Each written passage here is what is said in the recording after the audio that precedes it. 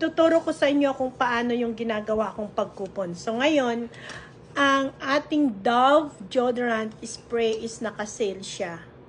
Kumuha ko ng dalawa.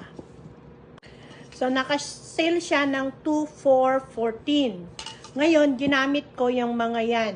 $5 off, $4 off, at $2 off. So $11 lahat yan.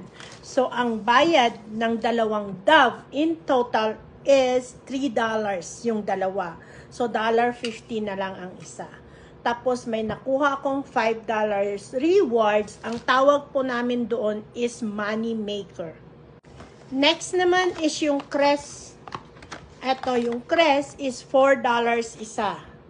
So dalawa yung kukunin ko in order na mag-apply po yung ating coupon. So ayan yung coupon ng ating Crest. $2 tsaka $1.